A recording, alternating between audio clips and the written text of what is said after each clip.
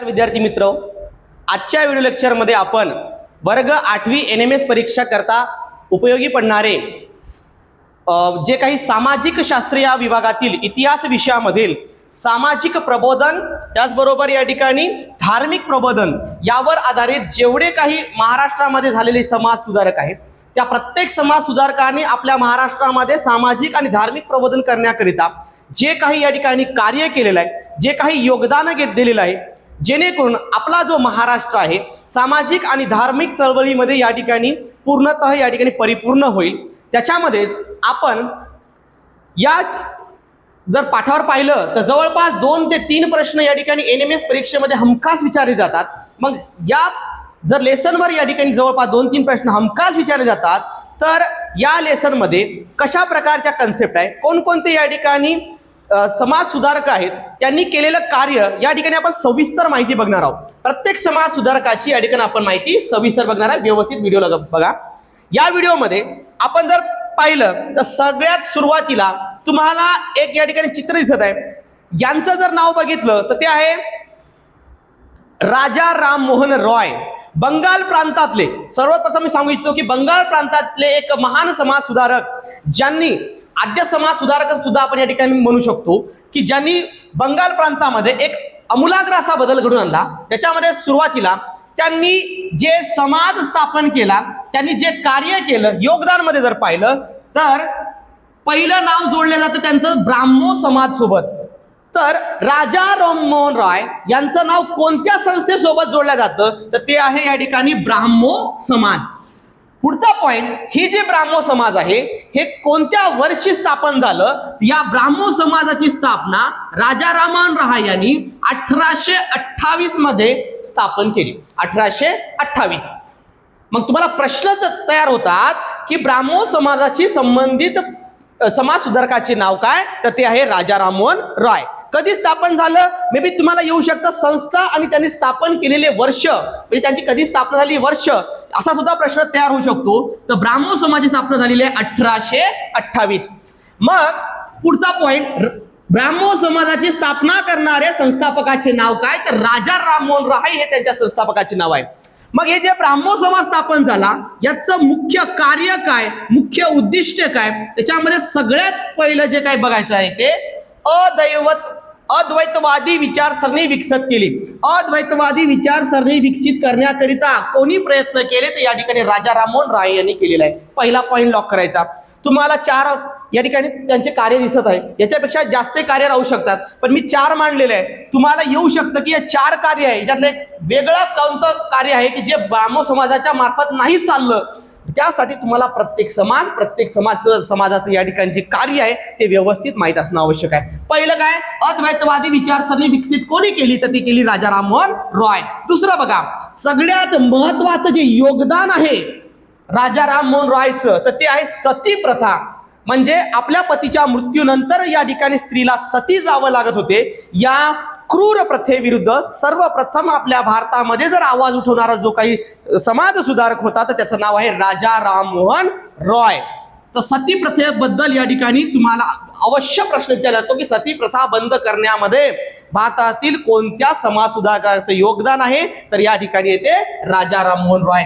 नंतर आहे बालविवाह, म्हणजे लहान मुलांचे या ठिकाणी जे विवाहाचं जे काही प्रमाण होतं भारतामध्ये त्या काळामध्ये अत्यंत प्रमाण होतं आणि याच्यावर सुद्धा आळा घालण्याकरता ब्राह्मो समाजाने एक विशेष कार्य नोंदवलेलं आहे। नंतर होती पडदा पद्धती, यांना सुद्धा त्यांनी विरोध केलेला आहे। महत्वाचं लक्षात घ्या, सती प्रथा पद्धत, बालविवाह पद्धत आणि पडदा पद्धती यांना विरोध कोणी केला तर ब्राह्मो समाजाने केला आणि या ब्राह्मो समाजाचे संस्थापक होते राजा राममोहन रॉय। त्याच्यानंतर घ्या विधवा पुनर्विवाह, ज्या महिला विधवा झाल्या त्यांना आजीवन एक तर विधवा राहावं लागे किंवा सती जावं लागे किंवा त्यांना केशवपण, हे सुद्धा शब्द लक्षात घ्या, केशवपण या ठिकाणी बाळगावं लागे। केशवपण म्हणजे या ठिकाणी त्या महिलेला आपल्या डोक्यावरचे सर्व केस मुंडवून या ठिकाणी राहावं लागेल, या अवस्थेला केशवपण असं म्हणतात। पुढचा मुद्दा, स्त्री शिक्षणाला समर्थन दिले। ब्राह्मो समाजामार्फत स्त्री शिक्षणाला समर्थन देण्याचं कार्य सुद्धा झालं। त्यानंतर घ्या संवाद कौमुदी, हे शब्द लक्षात घ्या, संवाद कौमुदी हा या वृत्तपत्राद्वारे त्यांनी ब्राह्मण समाजाची पूर्ण जनजागृती करण्याचं या ठिकाणी कार्य केलं. संवाद कौमुदी, मला आतापर्यंत जेवढे काही प्रश्न पाहिले एनएमएसच्या परीक्षेमध्ये आले, राजा राममोहन रॉय किंवा ब्राह्मण समाजाशी संबंधित, तर या ठिकाणी ब्राह्मण समाजाची स्थापना कधी झाली, कोणी केली, कोणत्या वर्षी झाली, आणि त्याच्यानंतर सती प्रथाचा संबंध कोणाशी आहे, आणि संवाद कौमुदी वृत्तपत्राचे या ठिकाणी लेखक कोण, या ठिकाणी संपादक कोण, तर या ठिकाणी राजा राममोहन रॉय. या 3-4 पॉईंटच्या बाजूला जर एनएमएसच्या परीक्षेमध्ये प्रश्न आला तर येणारच नाही, चॅलेंज आहे. नेक्स्ट घेऊया आपण या ठिकाणी परमहंस सभा. मला असं वाटतं की या ठिकाणी ब्राह्मण समाजाच्या स्थापनेनंतर जी सभा स्थापन झाली त्याचं नाव आहे या ठिकाणी परमहंस सभा. ब्राह्मण समाजाच्या स्थापनेनंतर स्थापन झाली जी सभा आहे तिला म्हणतात परमहंस सभा. मग चला बोला, परमहंस सभा कधी स्थापन झाली? 31 जुलै 1848 झाली रे, 31 जुलै 1848.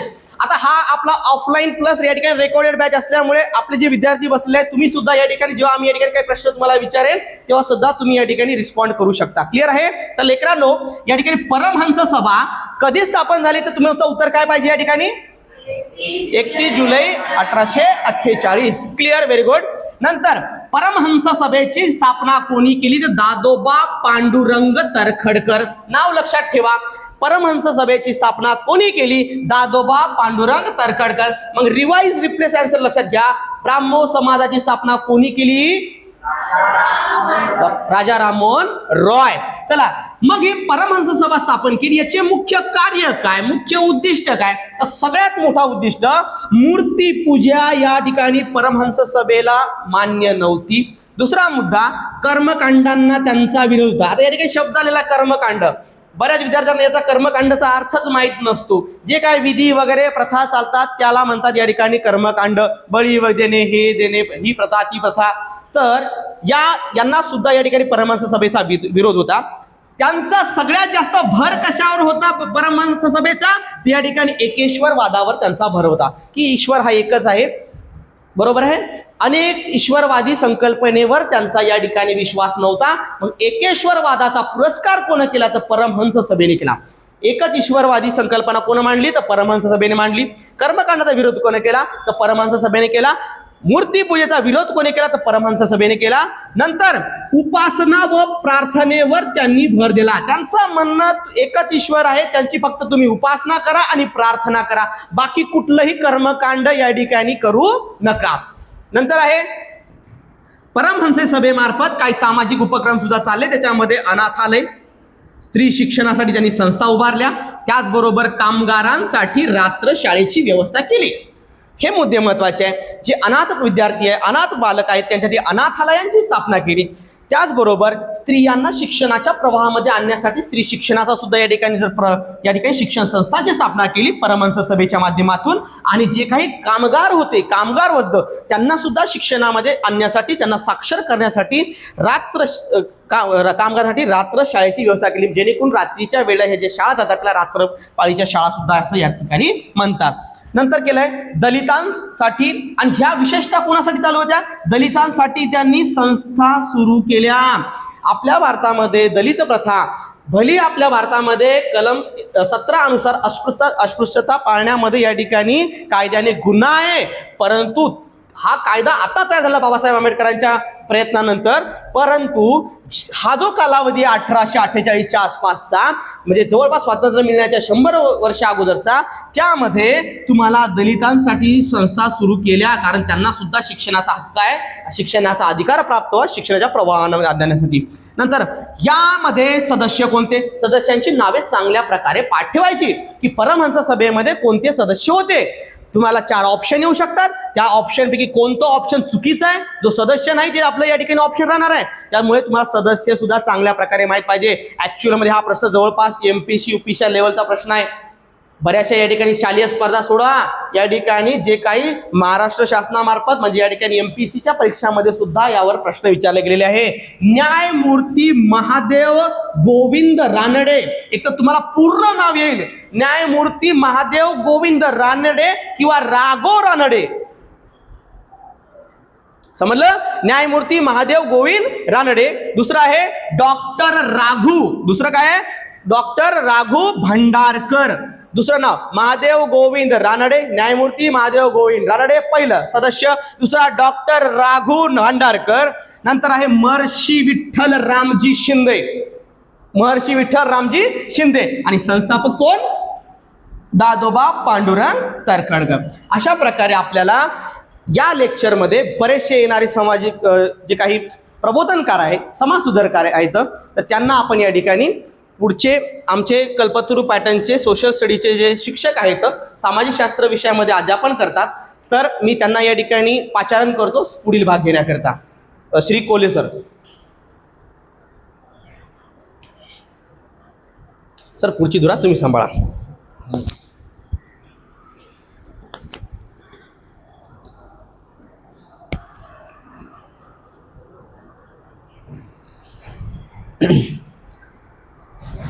खूप छान समजलं. यानंतर आपण तिसरी संस्था पाहू, त्याचे संस्थापक पाहू, त्यांचे कार्य पाहू. संस्था आहे सिंग सभा. या सिंग सभावरूनच तुम्हाला कळाली पाहिजे की ही महाराष्ट्रातली सभा असू शकते का? सिंग सभा महाराष्ट्रातली असू शकते का? नाही. सिंग सभा आहे पंजाबमधली. ओके, सिंग सभा ही कुठली आहे? पंजाबमध्ये याची स्थापना झालेली आहे इसवी सन 1870 मध्ये. ओके, नेहमी प्रश्न विचारतो सालावर, त्यामुळे जे काही सण आहेत ते पाठ करा विद्यार्थ्यांना. कोणतीही सभा असो त्याची स्थापना वर्ष, जर तारीख दिली असेल एखाद्या संस्थेची तर ती तारीख पण पाठ करा. ओके, तर सिंग सभा याची स्थापना कधी झाली? इसवी सन 1870. तुम्हाला प्रश्न आला, ओके, जवळच तुम्हाला त्याचे प्रश्न राहतील. 1870 राहील, दुसऱ्या पर्यायामध्ये 1871 राहील, तिसऱ्या पर्यायामध्ये 1875 राहील, त्याच रेंजमध्ये राहील. एकदम 1885 आणि एकदम 1900 असा कार्यकाळ देणार नाही, जवळपास देतात तुम्हाला, त्यामुळे पाठ पाहिजे एकदम. त्यानंतर संस्थापकाचे नाव. आता याआधी आपण जे परमहंस सभा पाहिली किंवा त्याच्या आधीची जी सभा पाहिली, ओके, ब्राह्मो समाज, याच्यामध्ये तुम्हाला त्यांचं स्थापना वर्ष किंवा कोणी स्थापन केली हे कळालं. परंतु सिंग सभा जी आहे या सभेची स्पष्ट नोंद नाही आहे कोण स्थापन केली म्हणून. ओके, की एका व्यक्तीनं पर्टिक्युलर कोणत्या व्यक्तीनं स्थापन केली म्हणून अशी नोंदच नाही आहे. पण अमृतसर व लाहोर येथे काही प्रमुख शीख विद्वानांनी सुरू केली. आता अमृतसर तुम्हाला माहीत आहे कुठं? पंजाबमधलं आहे. आणि याची स्थापना आपण पाहतो 1870, म्हणजे लाहोर पण भारतामध्येच होतं. आता कुठे आहे? पाकिस्तानमध्ये. माहीत आहे तुम्हाला बऱ्याच जणाला. ओके, त्यामुळे ही जी संस्था आहे या संस्थेची स्पष्ट नोंद नाही, परंतु अमृतसर व लाहोर येथे काही प्रमुख शीख विद्वानांनी, ओके, ही सिंग सभा सुरू केली. त्याच्यावर प्रश्न म्हणजे कोणता येऊ शकते? सिंग सभेची स्थापना. आता स्थापन करता याचा संस्थापकच कोणी नाही, त्यामुळे इथे दिलेलंच नाही. परंतु अमृतसर व लाहोर येथे काही प्रमुख शीख विद्वानांनी सुरू केली होती असं इथं दिलेलं आहे, नमूद केलेलं आहे. त्यानंतर सिंग सभेचे उद्दिष्ट, त्यांचे कार्य काय होते आणि उद्दिष्ट काय होते महत्वाचे. कोणतीही सभा स्थापन करण्यामागे त्याचं कार्य काय आहे, त्याचं उद्दिष्ट काय साध्य करायचं आहे हे महत्वाचं आहे. ओके, शीख समाजातील धर्म सुधारणा करणे. शीख समाजामध्ये जे काही आहे त्यामध्ये धर्म सुधारणा घडवून आणणे सर्वात महत्त्वाचं कार्य काय होतं? सिंग सभेचं. त्यानंतर शिक्षण प्रसार करणे. शिक्षणाचा प्रसार पंजाब प्रांतामध्ये घडवून आणणे हे सिंग सभेचे महत्त्वाचे कार्य होते. त्यानंतर समाजाचे आधुनिकीकरण करणे. आधुनिकीकरण म्हणजे जे काही पूर्वीच्या वाईट चाली परंपरा आहेत, जुने विचार आहेत, ते जुने विचार बंद करून वैज्ञानिक दृष्टिकोन, ओके, नवीन ज्या गोष्टी आहेत त्या अंगीकार करणे या सिंग सभेचं महत्त्वाचं उद्दिष्ट होतं. म्हणजे समाजाचं आधुनिकीकरण करणे. ओके, जे काय चालीरीती परंपरा जुन्या ज्या वाईट रीती आहेत त्या रीती थांबवून वैज्ञानिक दृष्टिकोन अंगीकारणे हा त्यांचा महत्त्वाचा एक उद्देश होता. त्यानंतर हा महत्त्वाचा प्रश्न आहे, लक्षात ठेवा. प्रश्न असा येतो की सिंग सभा ज्यानंतर बरखास्त झाली, ओके, त्यानंतर याचं कार्य पुढील कोणत्या चळवळीने नेलं हा प्रश्न आहे महत्त्वाचा, लक्षात ठेवा. कोणता? की सिंग सभा ज्यावेळेस बरखास्त झाली त्यानंतर या सिंग सभेचं कार्य पुढीलपैकी कोणत्या संस्थेनं सुरू ठेवलं, खंडित पडू दिलं नाही. ओके, सुरू ठेवलं. ती सभा आहे अकाली चळवळ आहे ती. कोणती चळवळ आहे? अकाली चळवळ. एकदम लक्षात ठेवा बरोबर विद्यार्थी मित्रांनो. सिंग सभेचं जे काही बरखास्त झाल्यानंतर त्याचं कार्य खंडित न होऊ देता अकाली चळवळीने ते पुढे चालवले. ओके, प्रश्न असा येईल तर काय द्यायचं उत्तर? अकाली चळवळीने चालवली. यामधला प्रश्न कोणता येईल तुम्हाला महत्वाचा? की स्थापना वर्ष 1870, 2 त्यांचे उद्दिष्ट, त्यांचे 3 उद्दिष्ट देतील, 1 उद्दिष्ट देणार नाही तुम्हाला. ते जे अयोग्य उद्दिष्ट आहे ते तुम्हाला निवडायचं असतं. 3 उद्दिष्ट जे काय 3 उद्दिष्ट आहेत, शीख समाजातील धर्म सुधारणा करणे, शिक्षण प्रसार करणे, समाजाचे आधुनिकीकरण करणे आणि खालीच देतील सतीप्रथा बंद करणे. होतं का? सतीप्रथा कोणाचं होतं? ब्राह्मो समाजाचं होतं. ओके, त्यानंतर आपण पुढील संस्था पाहू. सत्यशोधक समाज. सत्यशोधक समाज म्हणजे महाराष्ट्रामध्ये स्थापन झालेला. महाराष्ट्र. महात्मा फुले म्हटलं की त्यांचं कार्य कुठे येते? महाराष्ट्रात येते. ओके, सत्यशोधक समाजाची स्थापना 1873, 24 सप्टेंबर 1873. लक्षात ठेवा. याचे पर्याय जे आहेत ते जवळपास असतात. 1873, 1875, 1877, 1879. कन्फ्यूज नाही व्हायचं. एकदम तुम्हाला हे पाठ करावं लागेल की नेमकं कोणत्या वर्षी तर पर्टिक्युलर 100% 1873ला स्थापन झाली. 24 सप्टेंबर 1873. ओके, त्यानंतर संस्थापकाचे नाव. सत्यशोधक समाजाची स्थापना पुढीलपैकी कोणत्या समाज सुधारकाने केली? महात्मा ज्योतिराव फुले. कोणी केली? महात्मा ज्योतिराव फुले. ओके, आता जे सत्यशोधक समाज होता त्या समाजाची महत्वाची कार्य आणि नेमके उद्दिष्ट काय होते ते पाहू. ओके, समतेच्या तत्वावर आधारित समाज निर्मिती. स्पृश्य अस्पृश्यता मानायची नाही. समता, स्त्री पुरुष समानता, सर्व जाती धर्मातले जे काही आहेत ते समान आहेत असा त्यांचा विचार होता. ओके, तसेच त्याने एकेश्वरवादाचा विचार पण मांडला. एकच देव आहे, एकच ईश्वर आहे आणि त्यांनी सर्व ब्रह्मांडाची निर्मिती केली. ओके, असा पण त्यांचा विचार होता. अस्पृश्यतेला विरोध. अस्पृश्यतेला विरोध केला त्यांनी. म्हणून त्यांनी त्यांच्या घरात ज्यावेळेस अस्पृश्य लोकांना पाणी पिण्यासाठी पाणी जो उच्चवर्णीय समाज देत नव्हता तेव्हा त्यांनी त्यांच्या घरातील हौद खुला केला होता. म्हणजे इतके त्याला काय म्हणू आपण पुरोगामी विचार त्यावेळेस महात्मा फुलेंची होते. ओके, त्यानंतर बहुजन समाजाचा शिक्षणात प्रोत्साहन केला. तुम्हाला माहित आहे महाराष्ट्रामध्ये शिक्षणामध्ये सर्वात जर अग्रस्थानी जर कोणाचं नाव असेल तर महात्मा फुलेच आहे. ओके, स्त्रियांसाठी त्यांच्या पत्नी सावित्रीबाई फुले आणि स्वतः महात्मा ज्योतिराव फुले यांनी असं इतकं कार्य केलं की त्या कार्याचा आपण कितीही जर गवगवा करतो म्हटलं तर कमी आहे. इतकं कार्य त्यांचं अफाट आहे आणि आपल्या महाराष्ट्राच्या भूमीवर आहे. त्यानंतर स्त्री शिक्षणाचा पुरस्कार. स्त्री शिक्षणाचे आद्य प्रवर्तक जर म्हणलं तर कोण आहेत? महात्मा ज्योतिराव फुले. 1848ला पहिली त्यांनी भिडेच्या वाड्यामध्ये शाळा काढलेली आहे मुलींसाठी. भिडेवाडा प्रश्न येऊ शकते. भिडे वाडा.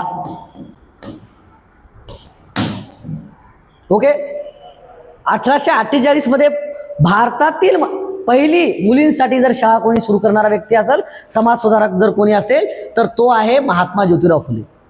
आणि त्यांनी शाळा स्थापन करून स्वतःच्याच पत्नीला सावित्रीबाई फुलेला घरी शिकवून काय केलं? शिक्षिका केलं. आणि सावित्रीबाई फुले या विद्यार्थ्यांना त्यावेळेस शिकवत असेल. अशा त्यांनी बऱ्याच शाळा, दलितांसाठी शाळा, स्त्री शिक्षणासाठी शाळा आणि अशा रात्रशाळा बऱ्याच त्यांनी सुरू केल्या होत्या त्यावेळेस. ओके, त्यानंतर स्त्री व पुरुष माणसातील भेद करणाऱ्या चालीरीतीवर कठोर टीका केली. एकदम तीव्र शब्दात टीका करणारे जर व्यक्तिमत्व असतील तर ते महात्मा फुले होते त्यावेळेस. एकदम तीव्र तिखट शब्दात त्यांनी टीका केलेली आहे. त्यानंतर ब्राह्मणांचे कसब, गुलामगिरी, शेतकऱ्यांचा आसूड, सार्वजनिक सत्यधर्म या ग्रंथाद्वारे समाज प्रबोधन केले. आता हे क्वेश्चन तुम्हाला खूप महत्वाचं आहे. याच्यामध्ये तुम्हाला महात्मा फुलेंचे ग्रंथ देतील किंवा एका ग्रंथावर विचारू शकता पुढीलपैकी महात्मा फुलेंचा ग्रंथ कोणता. मग गुलामगिरी देतील, बाकीचे दुसरे ग्रंथ टाकतील. किंवा पुढीलपैकी चुकीचा ग्रंथ कोणता, म्हणजे जे महात्मा फुलेने लिहिला नाही असा ग्रंथ कोणता. त्यामध्ये तुम्हाला मग ब्राह्मणाचे कसब टाकतील, गुलामगिरी टाकतील, शेतकऱ्यांचा आसूड टाकतील आणि दुसऱ्याच एखाद्या महापुरुषांचा ग्रंथ किंवा पुस्तक टाकतील. तर तुम्हाला महात्मा फुलेंनी लिहिलेले पुस्तकं हे पाठ पाहिजेत. कोणकोणते? ब्राह्मणांचे कसब, दुसरं गुलामगिरी, तिसरं शेतकऱ्यांचा आसूड, चौथं सार्वजनिक सत्यधर्म. हे महात्मा फुलेंचे ग्रंथ होते. या ग्रंथातून त्यांनी समाज प्रबोधन केले. आता यामधला प्रश्न कोणकोणते येतील तुम्हाला महत्त्वाने सांगा. सत्यशोधक समाजाची स्थापना पुढीलपैकी कोणी केली? कोणी केली? महात्मा ज्योतिराव फुले. किंवा महात्मा ज्योतिबा फुलेचा उलट प्रश्न विचारतील की महात्मा ज्योतिबा फुले यांनी पुढीलपैकी कोणती संस्था स्थापन केली? कोणती? सत्यशोधक समाज. उलट पक्ष दोन प्रश्न होऊ शकतात. ओके. त्याच्यानंतर स्थापना कोणत्या वर्षी केली? 1873. ओके. त्यानंतर त्या संस्थेचे उद्दिष्ट काय होते, नेमकं कार्य काय होतं? तर समतेच्या तत्वावर आधारित समाज निर्मिती करायची, स्पृश्य अस्पृश्यता मानायची नाही, बहुजन समाजाच्या शिक्षणाचा पुरस्कार केला त्यांनी. त्याच्यानंतर स्त्री पुरुष व माणसा माणसातील भेद करणाऱ्या चालीरीतीवर कठोर टीका केली आणि ब्राह्मणाचे कसब, गुलामगिरी, शेतकऱ्यांचा आसूड, सार्वजनिक सत्यधर्म या ग्रंथाद्वारे समाज प्रबोधन केले. दिमागात बसायला कळायलं? ओके. त्याच्यानंतर आपण दुसरे समाज सुधारक आणि दुसरी संस्था. संस्थेचे नाव आहे आर्य समाज. आता आर्य समाज हा उत्तरेकडील आहे, उत्तरेकडील राज्याकडला आहे, महाराष्ट्रात नाही आहे. आर्य समाजाची स्थापना झालेली आहे 1875 मध्ये. कोणी केली? स्वामी दयानंद सरस्वती यांनी. तेच प्रश्न तेच राहतील. सत्यशोधक समाजाची स्थापना कोणी केली? महात्मा ज्योतिराव फुले. ब्राह्मो समाजाची स्थापना कोणी केली? राजाराम मोहन राय. त्याचं स्थापना वर्ष ब्राह्मो समाजाचं 1828, सत्यशोधक समाजाचं 1873. तेच प्रश्न आणि कार्य जवळपास तेच आहेत. स्त्री शिक्षण, ओके, स्पृश्य अस्पृश्यतेचा भेद पाळायचा नाही, ओके, हे काही कार्य तुम्हाला समान दिसतील. स्वामी दयानंद सरस्वती. आर्य समाजाची स्थापना कोणी केली रे? स्वामी दयानंद सरस्वती. सत्यार्थ प्रकाश हा वेदावर भाष्य करणारा ग्रंथ त्यांनी लिहिला. ओके. स्वामी दयानंद सरस्वती यांचा वेदावर भाष्य करणारा ग्रंथ कोणता? पुढीलपैकी कोणता? सत्यप्रकाश, सत्यार्थ प्रकाश. प्रश्न येतो हा, खूप महत्वाचा आहे. सत्यार्थ प्रकाश. स्वामी विवेकानंदांनी कोणता ग्रंथ लिहिला होता? कशावर? वेदावर भाष्य करणारा. वेदावर भाष्य करणारा ग्रंथ स्वामी दयानंद सरस्वती यांनी वेदावर भाष्य करणारा पुढीलपैकी कोणता ग्रंथ लिहिला? कोणता ग्रंथ? सत्यार्थ प्रकाश. किंवा स्वामी दयानंद सरस्वती यांनी जो सत्यार्थ प्रकाश हा ग्रंथ लिहिला तो कशावर भाष्य करणारा होता? वेदावर. ओके. कारण त्यांनी वेदाचा पुरस्कार केला होता. प्राचीन वैदिक धर्म हाच खरा धर्म आहे म्हणून त्यांनी काय म्हटलं होतं? वेदाकडे परत चला. शेपा. म्हणून त्यांनी काय म्हटलं होतं? वेदाकडे परत चला. वेदचे सर्वस्व आहेत असं त्यांचं म्हणणं त्यावेळेस होतं. वेद काळात जातीभेद नव्हता. वेद काळात त्यांचं म्हणणं असं होतं की वेद काळात जातीभेद नव्हता, स्त्री पुरुष समानता होती, म्हणून पुन्हा आपल्याला वेदाकडे परत जावं लागेल असं त्यांचं म्हणणं होतं. त्यानंतर भारतभर शाखा व शिक्षण संस्था त्यांनी स्थापन केल्या. पूर्ण अखंड भारतभर त्यांनी आर्य समाजाच्या शाखा व शिक्षण संस्था स्थापन केल्या. त्याच्यानंतर हेच आहे आर्य समाजाची स्थापना स्वामी दयानंद सरस्वती.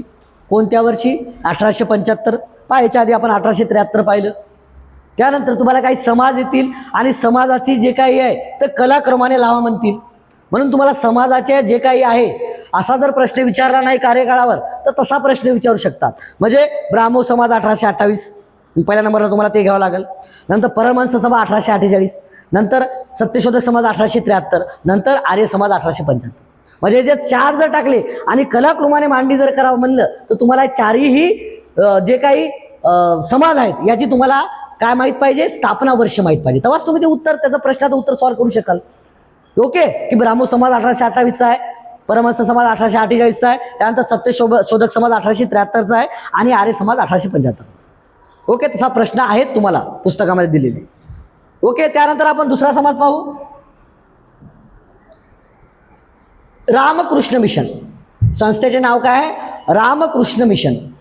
आणि या आपण जेवढ्या संस्था पाहिल्या तेवढ्या संस्थांची स्थापना वर्ष पहा. 1828 नंतर 1848, 1848 नंतर किती? 1873, 1875 आणि त्याच्या समोर गेलो आपण आता 1897. इसवी सन 1897 मध्ये रामकृष्ण मिशनची स्थापना झाली. कोणी केली रे? स्वामी विवेकानंद. रामकृष्ण मिशनची स्थापना पुढीलपैकी कोणत्या समाज सुधारकाने केली? स्वामी विवेकानंद. त्यानंतर मुख्य कार्य आणि उद्दिष्ट काय होते कशाचे? रामकृष्ण मिशनचे. दुष्काळग्रस्तांना मदत, रोग्यांना औषधोपचार. जे रोगी आहेत त्यांना औषधोपचार या संस्थेमार्फत किंवा या रामकृष्ण मिशनकडून दिल्या जायचे. त्यानंतर स्त्री शिक्षण आणि इतर लोकोपयोगी कार्य. स्त्री शिक्षण तुम्ही पाहता सत्यशोधक समाजामध्ये किंवा त्याआधी बी आपण स्त्री शिक्षण पाहिलं. त्याचप्रमाणे रामकृष्ण मिशनकडून पण स्त्री शिक्षणासाठी लोकोपयोगी कार्य अशा प्रकारचे कार्य केले गेले. त्यानंतर 1893 मध्ये शिकागो येथे, तुम्हाला माहिती आहे 1893 मध्ये शिकागो येथे विश्व धर्म परिषद. विश्व धर्म म्हणजे जगातील सर्व धर्म तिथं आले होते. एक विश्व जगातील सर्व धर्माची परिषद तिथे भरली होती. ओके. त्या परिषदेत हिंदू धर्माचे प्रतिनिधित्व करण्यासाठी आपण भारतीयाकडून कोणाला पाठवलं होतं रे? स्वामी विवेकानंदांना, की हा विद्वान व्यक्ती आहे आणि हा हिंदू धर्माबद्दल आपली जी बाजू आहे ते बरोबर मांडे. म्हणजे शिकागो येथे झालेल्या विश्व धर्म परिषदेत हिंदू धर्माचे प्रतिनिधित्व कोणी केले असा जर प्रश्न आला तर कोणी केले? स्वामी विवेकानंद. किंवा कोठे केले तर शिकागो नाव लक्षात ठेव. कोणत्या वर्षी? 1893 मध्ये शिकागो येथे विश्व धर्म परिषदेत हिंदू धर्माचे प्रतिनिधित्व कोणी केले रे? स्वामी विवेकानंद. ओके. याच्यामध्ये लक्षात ठेवण्यासारखं आहे शिकागो येथली विश्व धर्म परिषद. त्याच्यानंतर जागे व्हा, ध्येय प्राप्त होईपर्यंत थांबू नका, हा तरुणांसाठी संदेश दिला जातो. तरुणासाठी कोण संदेश दिला? जागे व्हा आणि जोपर्यंत तुम्हाला ते ध्येय गाठता येत नाही तोपर्यंत ते ध्येय गाठेपर्यंत स्वस्थ बसू नका, असा त्यांनी तरुणांसाठी संदेश दिला. त्यानंतर आध्यात्मिक उन्नतीसाठी त्यांचे कार्य आहे. ओके. अशा प्रकारचे आपण रामकृष्ण मिशनचं कार्य पाहिलं. रामकृष्ण मिशनची स्थापना आहे 1897. त्यांचे स्थापना कोण केली? स्वामी विवेकानंदांनी. आणि त्यांची कार्य पाहिली. कार्य: दुष्काळग्रस्तांना मदत, रोग्यांना औषध, स्त्री शिक्षण आणि इतर लोकोपयोगी कार्य. आणि जी 1893 मध्ये शिकागो येथे सर्व धर्म परिषद भरली होती तेथे भारतीयाकडून हिंदू धर्माचं नेतृत्व करण्यासाठी आपण कोणाला पाठवलं होतं? स्वामी विवेकानंदांना. ओके. एवढं त्याला काय म्हणू आपण? विद्वान व्यक्तिमत्व होतं ते भारतीयात. आणि त्यांचा एक संदेश आहे, जागे व्हा, ध्येय प्राप्ती होईपर्यंत थांबू नका. हा महत्वाचा संदेश हा येऊ शकते. जागे व्हा, ध्येय प्राप्त होईपर्यंत थांबू नका. हा संदेश तरुणासाठी पुढीलपैकी कोणत्या समाज सुधारकांनी दिला? स्वामी विवेकानंद. हेच प्रश्न राहतील, याच्या पलीकडे काहीच राहणार. लक्षात ठेवा.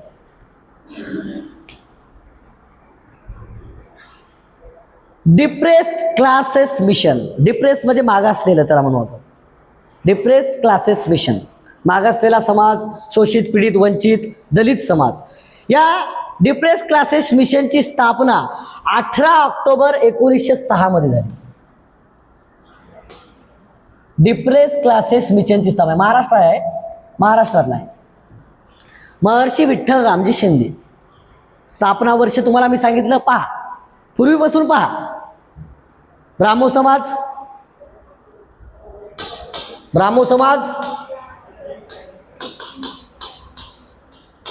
1828.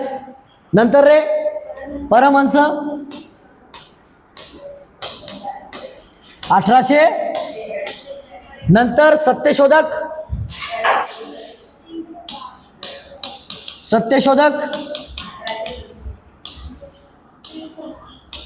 1873. नंतर सिंग सभा कधी झाली ती?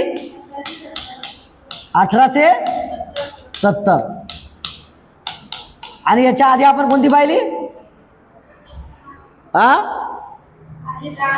आर्य समाज. आर्य समाजाची कधी रे?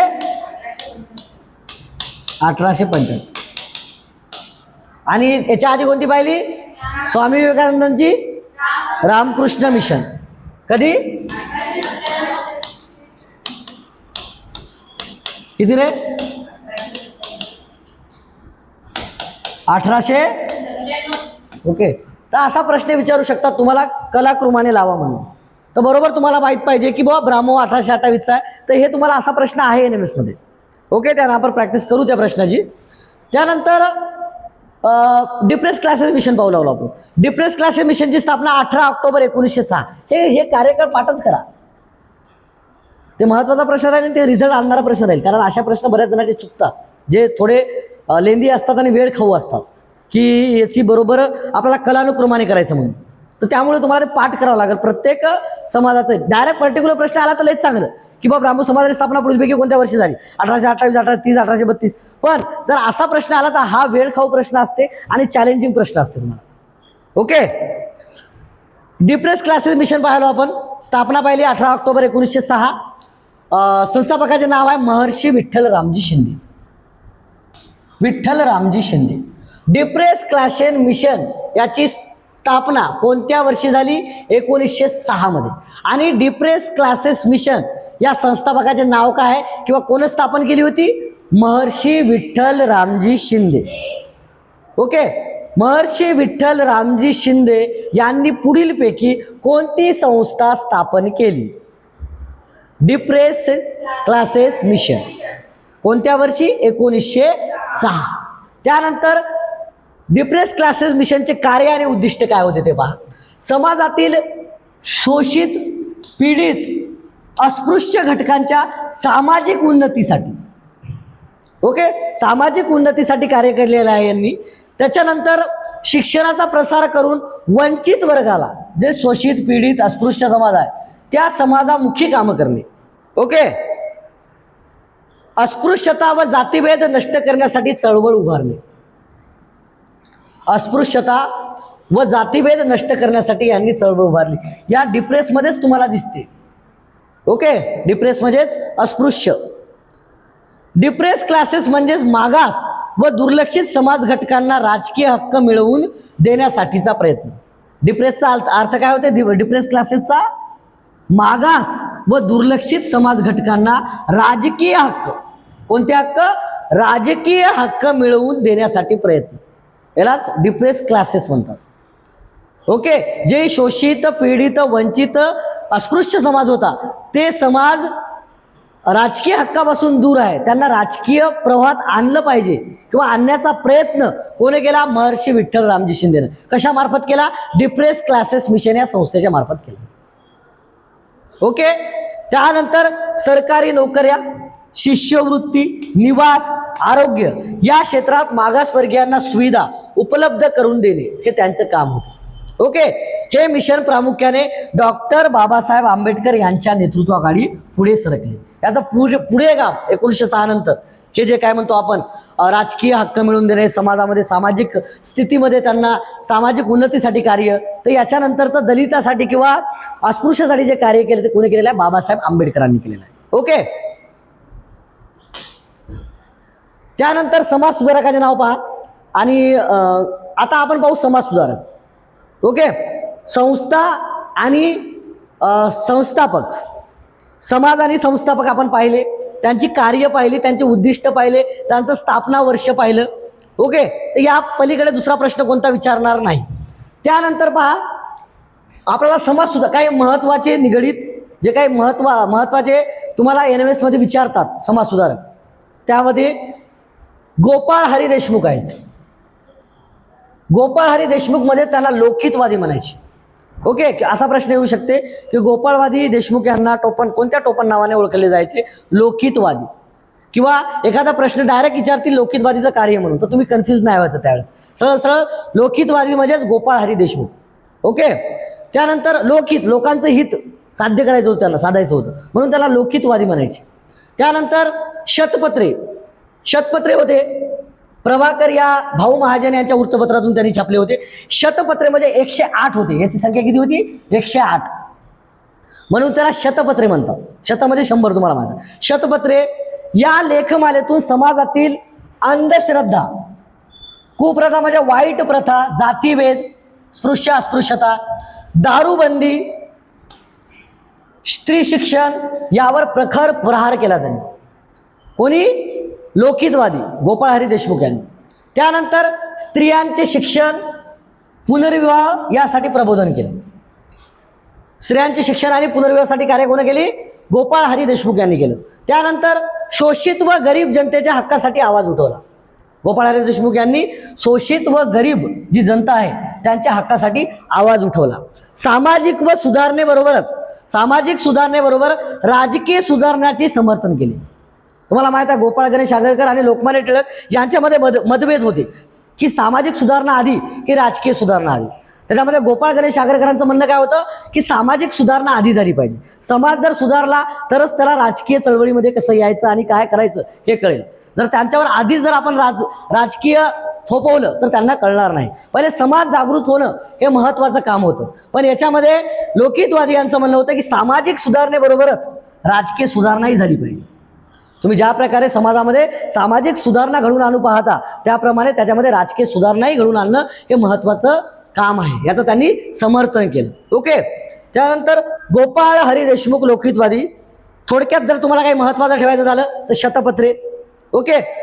शतपत्रे कुठे लिहिले होते त्यांनी? भाऊ महाजनच्या, ह्याच्यावर प्रश्न द्या, भाऊ महाजन यांच्या प्रभाकर या साप्ताहिकातून. प्रभाकर या नावाचं साप्ताहिक होतं. याच्यामधून त्यांनी 108 पत्रे लिहिली. ओके. तर कोणत्या याच्यामधून? प्रभाकर. कोणाचं होतं ते? भाऊ महाजन यांचं होतं. ओके. लेखमाला. कोणकोणती लेखमाला? म्हणजे तेच लेखमाला, शतपत्रे, अंधश्रद्धा विरोध, स्त्री शिक्षण आणि सामाजिक सुधारणा. हे ढोबळमानाने लक्षात ठेवण्यासाठी तुम्हाला थोडक्यात म्हणून आहे. ओके. गोपाळ हरी देशमुख यांनाच काय म्हणलं जायचं रे? लोकहितवादी. त्यानंतर समाज सुधारक पहा, महात्मा ज्योतिराव फुले. ओके. महात्मा फुलेंचे योगदान स्त्री शिक्षणासाठी, म्हणजे आद्य स्त्री शिक्षणकारक म्हणू आपण त्याला. स्त्री शिक्षणाची जी मुहूर्तमेढ महाराष्ट्रामध्ये रोवणारे कोण आहेत? महात्मा ज्योतिराव फुले. स्त्री शिक्षणाचे पुरस्कर्ते सावित्रीबाई फुलेंच्या सहकार्याने 1848 मध्ये पुण्यात भिडेवाड्यात, हे विचारतात कुठे काढली तर भिडेवाड्यात. कोणत्या वर्षी? 1848. साल पण येते. ओके. तर सावित्रीबाई फुलेंच्या सहकार्याने, म्हणजे त्यांनी आपल्या पत्नीला, स्वतः आपल्या पत्नीला घरी शिकून त्यांना प्रथम शिक्षिका केलं. त्यावेळेस जे धर्मपंडित होते किंवा उच्चवर्णीय होते त्यांनी खूप त्यांचा छळबी केला शिक्षण देण्यासाठी या मुद्द्यावरून.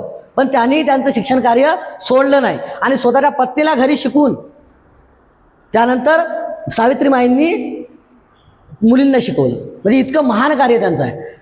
मुलींसाठी पहिली शाळा सुरू केली. कधी? 1848 मध्ये पुण्यामध्ये भिडेवाड्यात. ओके.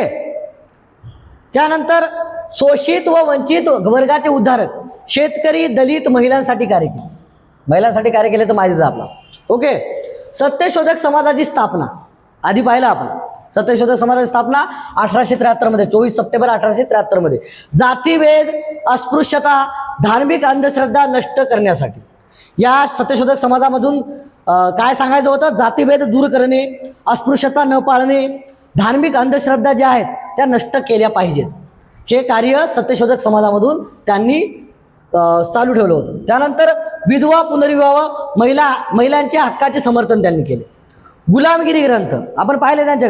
गुलामगिरी, सार्वजनिक सत्यधर्म, ब्राह्मणाचे कसब, शेतकऱ्यांचा आसूड, हे त्यांचे महत्त्वाचे आपण ग्रंथ पाहिले. गुलामगिरी ग्रंथ 1873 मध्ये त्यांचा आलेला आहे. शोषित समाजाची अवस्था व त्यांचा स्वाभिमान यावर त्यांनी प्रखर भाष्य केले. यामध्ये गुलामगिरी या ग्रंथातून शोषित समाजाची जी अवस्था आहे आणि त्यांचा जो स्वाभिमान आहे यावर त्यांनी प्रखर भाष्य केले. या पर्टिक्युलर या ग्रंथातून गुलामगिरीमध्ये शोषित समाजाची त्यांनी अवस्था मांडलेली आहे या ग्रंथामध्ये. त्यानंतर पाण्याच्या टाका, तुम्हाला पहिले सांगितलं त्यांच्या घरचा त्यांनी हाऊस दलितांसाठी पाण्यासाठी खुला केला होता. ओके. त्या काळात एक खूप म्हणजे महत्त्वाची गोष्ट होती. पाण्याच्या टाक्या व विहिरी सर्वांसाठी खुल्या केल्या त्यांच्या घरातील. शेतकऱ्यांच्या समस्यासाठी आवाज उठवला. त्यांना अन्नदाता म्हटले जाते. ओके. महात्मा फुलेंना. बालहत्या प्रतिबंध गृह स्थापन केले. जेही कुमारिका माता होत्या आणि त्यांचे जे काही मुलं व्हायचे कुमारिका माता असताना, तर त्यांच्या मुलांना जीवनदान देण्याचं काम या महान पुरुषाने केलेलं आहे, समाज सुधारकांना. बालहत्या प्रतिबंध गृह स्वतःच्याच घरामध्ये सुरू केलं होतं. त्यांचं शिक्षण, त्यांचं पालनपोषण त्यांनी केलं होतं. त्यानंतर केशव पद्धत, केशवपण म्हणजे जेही विधवा स्त्रिया व्हायच्या त्यांनी विद्रूप दिसावं म्हणून त्यांच्या डोक्यावरील केस काढायचे. ती स्त्री विद्रूप दिसली पाहिजे, तिच्याकडे कोणत्याही परपुरुषाची नजर गेली नाही पाहिजे, त्याकरिता तिला ते हीन दर्जाची वागणूक होती.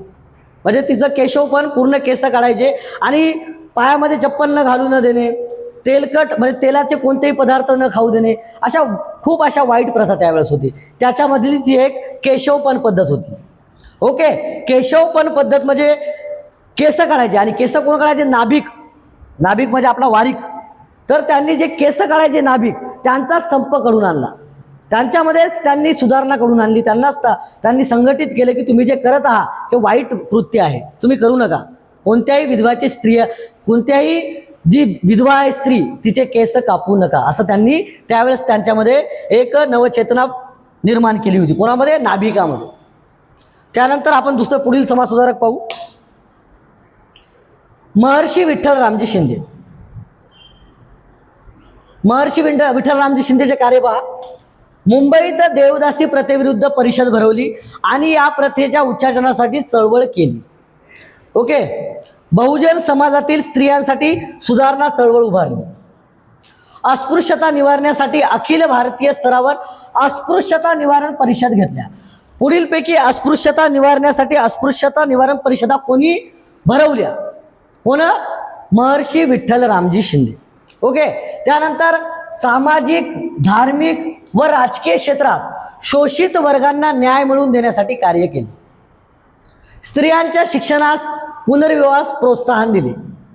समाजात समानता व बंधुता निर्माण करण्याचा त्यांनी प्रयत्न केला. ओके, थोडक्यात जर सांगायचं झालं तर काय केलं? देवदासी प्रथेचा विरोध केला. कोण? महर्षी विठ्ठलरामजी शिंदे यांनी. बहुजनामधील स्त्री सुधारणा घडवून आणली. त्याच्यानंतर अस्पृश्यता निवारण आणि समानतेसाठी कार्य. ओके, समाज सुधारकाचे नाव ताराबाई शिंदे. यानंतर आपण ताराबाई शिंदे यांचा अभ्यास करू. ताराबाई शिंदेबद्दल हा महत्वाचा प्रश्न आहे, लक्षात ठेवा. IMP करायला हा महत्वाचा प्रश्न आहे की ताराबाई शिंदे यांचा महत्वपूर्ण ग्रंथ कोणता आहे? स्त्री पुरुष तुलना. त्यामध्ये स्त्री आणि पुरुषाबद्दल त्यांनी तुलना केली होती. ओके, स्त्रियांना मिळणारे अधिकार, पुरुषांना मिळणारे अधिकार, यावर त्यांनी त्याचं भाष्य आहे. या ग्रंथामध्ये त्यांनी स्त्रियांची समाजातील दयनीय अवस्था व पुरुष प्रधान व्यवस्थेवर टीका केलेली आहे. जी काय पुरुष प्रधान व्यवस्था आहे यावर त्यांनी या ग्रंथातून टीका केलेली आहे. त्यांचा ग्रंथ कोणता आहे? स्त्री पुरुष तुलना. कधीचा? 1882चा. हा प्रश्न येते. ताराबाई शिंदे याचा पुढीलपैकी ग्रंथ कोणता आहे? स्त्री पुरुष तुलना. ओके, किंवा स्त्री पुरुष तुलना हा ग्रंथ कोणाचा आहे? ताराबाई शिंदे आणि रमाबाई रानडे आणि पंडिता रमाबाई. याच्यामध्ये तुम्ही बरेच कन्फ्युजन होता. तुम्ही डोक्यात एकदम फिट करून घ्या की स्त्री पुरुष तुलना हा ताराबाई शिंदेचा ग्रंथ आहे. त्याच्यामध्ये त्यांनी काय भाष्य केलं? स्त्रियांची समाजातील दयनीय अवस्था आणि पुरुष प्रधान व्यवस्थेवर त्यांनी या ग्रंथामध्ये टीका केलेली आहे. त्यानंतर समाजातील स्त्री पुरुष समानतेची बाजू मांडली, हे त्यांनी त्या ग्रंथामध्येच मांडलेली आहे. विधवांच्या दुःखद अवस्थेवर प्रकाश टाकला व पुनर्विवाहाला समर्थन केले. स्त्रियावरील अन्याय, दुहेरी निकष व अंधश्रद्धा विरुद्ध प्रखर आवाज उठवला. त्यानंतर स्त्रियांच्या शिक्षणासाठी आणि स्वातंत्र्यासाठी गरज अधोरेखित केली.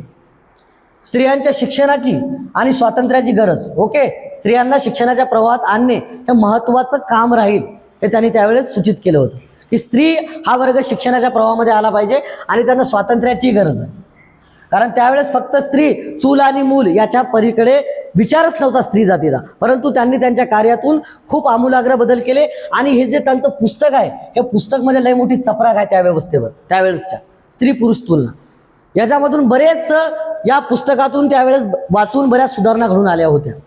ओके, त्यानंतर महर्षी धोंडो केशव कर्वे. महर्षी धोंडो केशव कर्वे यांचं कार्य पाहताना त्यांनी विधवांच्या शिक्षणासाठी पुण्यात अनाथ बालिकाश्रमची स्थापना पुढीलपैकी कोणी केली? महर्षी धोंडो केशव कर्वे. महर्षी कर्वे. तर कर्वे लक्षात नाव ठेवा. कशाची स्थापना? अनाथ बालिकाश्रम. त्यानंतर परित्यक्त म्हणजे काय रे? ज्याही पुरुषांनी आपल्या पत्नीला सोडले, ते सोडलेल्या पत्नी, स्त्रिया पतीने सोडलेल्या, ते परित्यक्त म्हणतात त्याला. परित्यक्त व अन्य महिलांना स्वावलंबी, स्वतःवर अवलंबून, दुसऱ्यावर डिपेंड न राहता स्वतःवर स्वावलंबी निर्माण करण्याचा प्रयत्न केला जाणार. स्त्रियांनी स्वतःचं पालन पोषण, त्याच्या लेकराचं पालन पोषण त्यांनी स्वतः केलं पाहिजे. दुसऱ्यावर डिपेंड न राहता. त्यामुळे त्यांनी परित्यक्त व अन्य महिलांना स्वावलंबी करण्याचा प्रयत्न केला. त्यानंतर त्यांच्या प्रयत्नाने भारतामध्ये पहिले विद्यापीठ, ओके, कोणाच्या प्रयत्नाने भारतातील पहिले विद्यापीठ स्थापन झाले? पहा, लक्षात ठेवा, भारतातील पहिले विद्यापीठ म्हणते कोणाच्या? महर्षी धोंडो केशव कर्वे. पहिल्या विद्यापीठाची जर स्थापना कोणी केली असेल तर महर्षी धोंडो केशव कर्वे यांनी केलेली आहे. हे लक्षात ठेवा, खूप महत्त्वाचं आहे. आणि त्या विद्यापीठाचं नाव काय होतं? SNDT, Shrimati Nathibai Damodar Thackersey women's university, महिला विद्यापीठ. श्रीमती नाथीबाई दामोदर ठाकरे वुमन्स म्हणजे महिला विद्यापीठ. म्हणजे पहिल्या विद्यापीठाची भारतातील जर कोण स्थापना केली असेल तर ती कोण केली आहे? महर्षी धोंडो केशव कर्वे यांनी केली आहे. ओके. त्यानंतर विधवा पुनर्विवाहासाठी समाज जागृती केली. स्त्रियांच्या शिक्षण, स्वाभिमान व समाजातील स्थान उंचावण्यासाठी आयुष्यभर त्यांनी कार्य केलं. थोडक्यात जर महर्षी कर्वेबद्दल काही जर सांगायचं झालं तर काय काय केलं? विधवा शिक्षण, विधवांना शिक्षण द्यायचं. अनाथ बालिकाश्रम, ओके, विधवांच्या शिक्षणासाठी पुण्यात अनाथ बालिकाश्रम काढलं. पहिले महिला विद्यापीठ SNDT, श्रीमती नाथीबाई दामोदर टाकरसी कोणी स्थापन केलं होतं? महर्षी धोंडो केशव कर्वे. त्यानंतर स्त्रियांचा स्वाभिमान व पुनर्विवाहासाठी कार्य. ओके, याचं जनरल प्रत्येक समाज सुधारकांनी केलेलं आहे. पण याच्यामधलं जर महत्त्वाचं जर म्हटलं तर महर्षी धोंडो केशव कर्वे यांनी अनाथ बालिकाश्रमाची स्थापना केली. दुसरं म्हणजे त्या पहिलं विद्यापीठ भारतातील जे कोणी स्थापन केलेलं आहे ते कोण स्थापन केलेलं आहे? महर्षी धोंडो केशव कर्वे. आणि त्या विद्यापीठाचं नाव काय? SNDT, श्रीमती नाथीबाई दामोदर टाकरसी.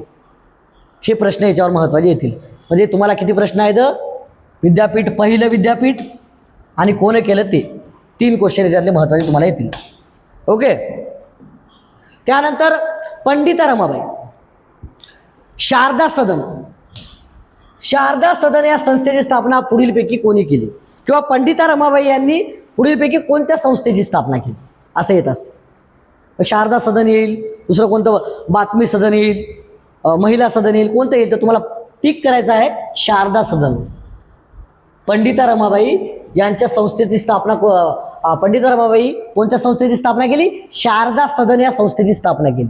ओके. विधवा या संस्थेमध्ये काय होतं? विधवा, परित्यक्त, जे काही स्त्रियांना सोडून दिलं, पतींनी ज्या स्त्रियांना सोडून दिलं त्या परित्यक्त म्हणायचे, त्या स्त्रियांना, ज्या नवऱ्यांनी सोडून दिलं त्यांना.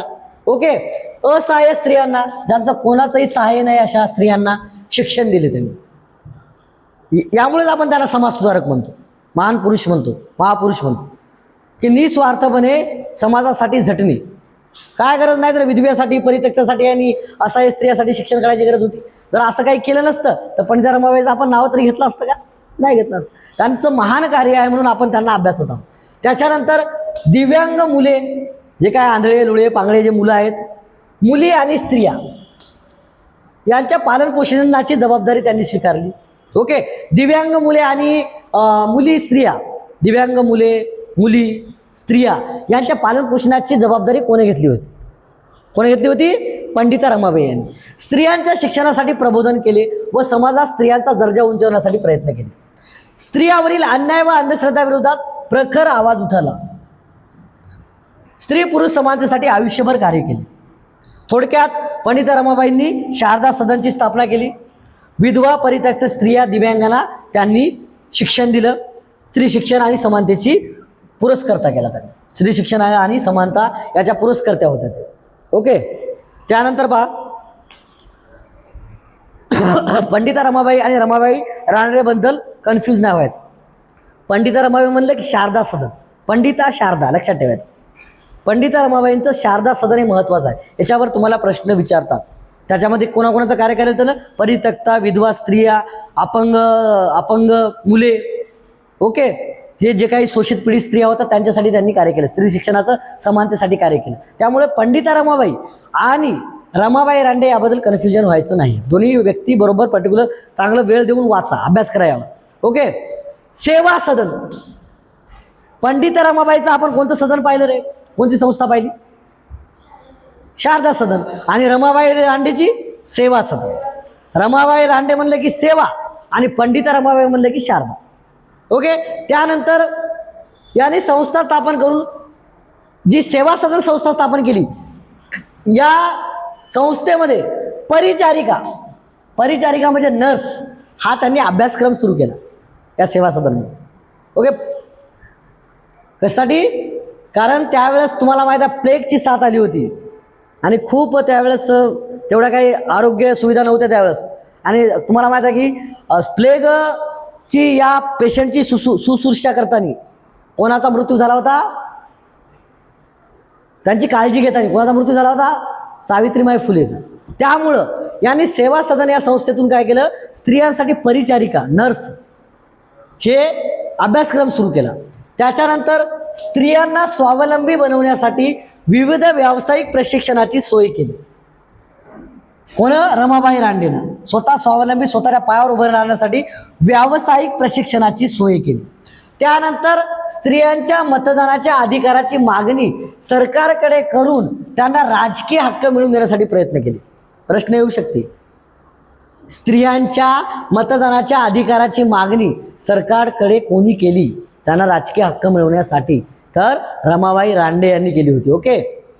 विधवा व परित्यक्त, विधवा म्हणजे विधवा आणि परित्यक्त जे स्त्रिया होत्या यांच्यासाठी शिक्षण व रोजगारांच्या संधी उपलब्ध करून त्यांनी दिल्या. स्त्रियांमध्ये सामाजिक जागृती निर्माण करून त्यांना समाजमुखी करण्याची कार्य केली. ओके.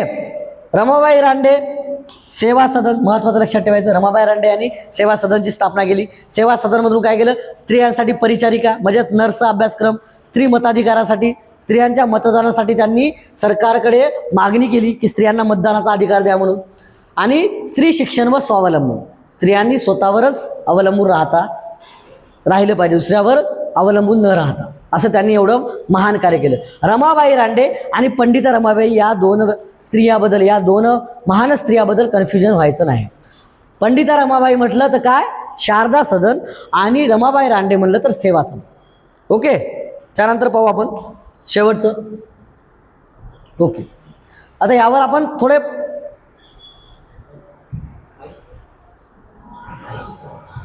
माहिती. ओके. कल्पतरू पॅटर्न पुसद, आपल्या कल्पतरूकडून नवीन बॅच सुरू केलेली आहे आपण, नवोदय विद्यालय स्कॉलरशिप NMMS. तर हे आता तुम्हाला लेक्चर घरबसल्या ऑनलाईन देखील पाहता येतील आणि याचा तुम्ही अवश्य लाभ घ्यावा. त्यासाठी तुम्ही आमच्या चॅनलला सबस्क्राईब करा, लाईक करा. ओके.